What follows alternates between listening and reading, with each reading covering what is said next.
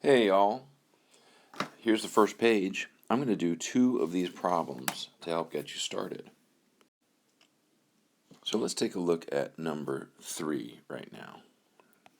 We'll zoom in to number 3. There it is. So basically what we're saying is, what number for k would make this equation equal to 0? So remember, this is a multiplication problem, right? We're multiplying this thing times this thing. So if we get this phrase right here to equal 0, well, 0 times anything else is 0. So that's what we're going to do. Well, the easier one is right here, k.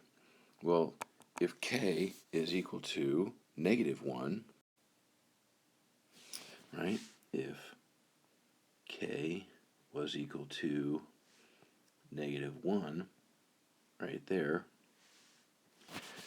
you would get -1 and +1 equals 0. So that's one of our answers. Now let's look at the harder one. This 4k plus 5. We're going to make that equal to 0. Well, I can't do that in my head. Here it is. It's a separate equation right here. So this is kind of an algebra 1 type of a thing where you say, well, how could I solve this for k? Get k by itself. So we'll start out by subtracting 5 from both sides. We get 4k equals -5, and then the last step would be to divide by 4 on both sides. So remember, giant 1, right? So that's k is equal to -5 over 4. Or that's an improper fraction, but you could just say it's -1 and 1/4. That's what k would have to be equal to. So 2 answers in this case. Hopefully that gets you started on those first few. Now let's look at number 9. Now you might have been like, what the what? This doesn't look like something we did. Well, that's 6 over here on the other side is the problem. Why don't we subtract 6 from both sides? Right? Subtract 6 from both sides. And then you end up with this. And that would be -24 is equal to 0. So that might look a little bit more familiar. So what's the next step? Oh, right. We multiply these 2 together, and you get -144 n squared, right?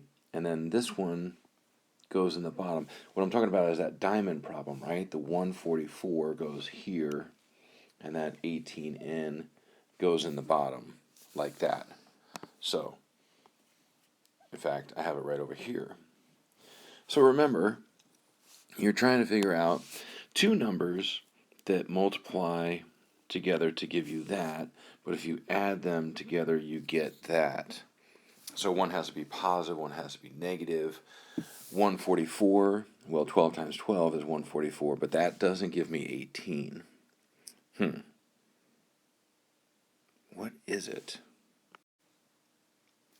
So, after doing a little bit of thinking about this thing, I realized it was 6 times 24. I use a calculator, actually.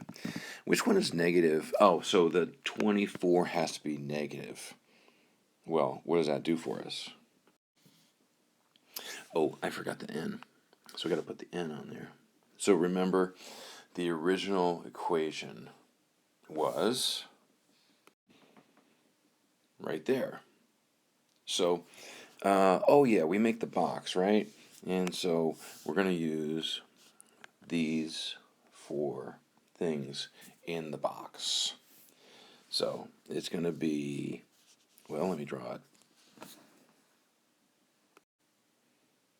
And there it is. So let's see. Yeah, remember this guy goes here, this guy goes over there, and then these 2 go in this diagonal right there. Okay, and then we figure out the puzzle, which is let's see. Well, 6n times n gives me, right there, 6n squared. Now 6n times what gives me 6n? Well, that's got to be just a 1. So plus 1. And then n times, well, that's got to be a negative 24. This is a little messy, but that's okay.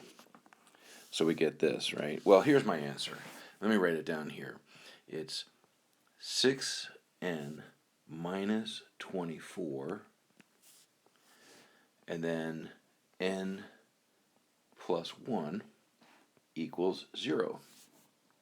Okay, what numbers make that equal to 0?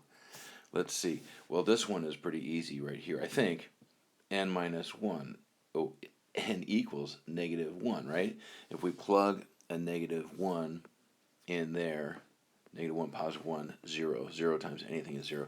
Now, what about over here? What would we plug in for this number? 6 times some number minus 24 has to equal 0. Well, that's got to be, 4. N equals 4. Because if we plug a 4 in right where that n is, 6 times 4 is 24. 24 minus 24 is 0. Bing, bang, boom, and we are done. Wow. There you go. I hope that helps, and why don't you leave me a comment if you watch this video and if it is helpful. Okay. Goodbye.